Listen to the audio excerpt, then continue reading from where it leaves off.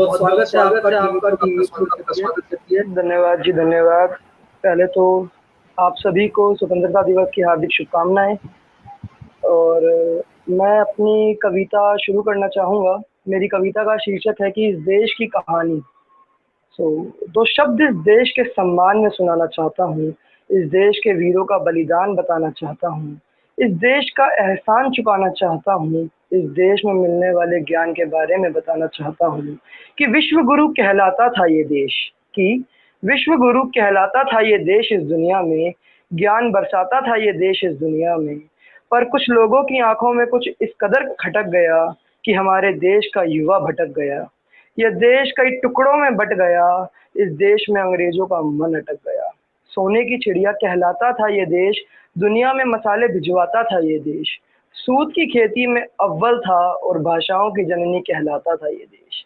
कि शासन करने के कई तरीके अपनाए उन्होंने, कि शासन करने के कई तरीके अपनाए उन्होंने। कहीं फूट, कहीं लड़ाई, तो कहीं झगड़े करवाए उन्होंने।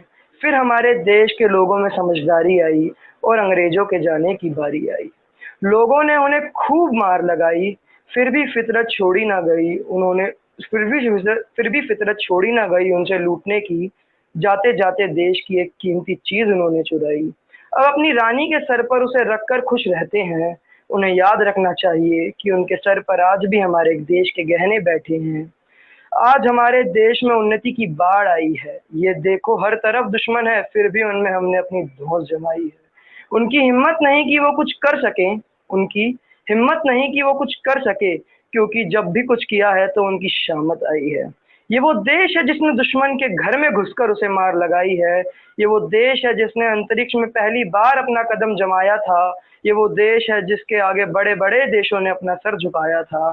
कि हमारी संस्कृति का मजाक उड़ाते थे ये लोग। हमारी संस्कृति का मजाक उड़ाते थे ये लोग, और आज हमारी संस्कृति में इन्हें अपना जीवन नजर आया है। इस देश के झंडे को हमारे वीरों ने विश्व में सबसे ऊंचाई पर लहराया है। इस देश के झंडे को हमारे वीरों ने विश्व पर सबसे ऊंचाई पर लहराया है। धन्यवाद।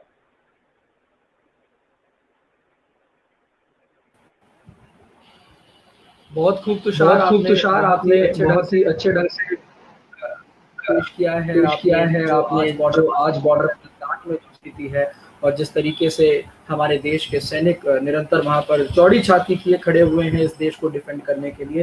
तो बहुत सुंदर पेशकश।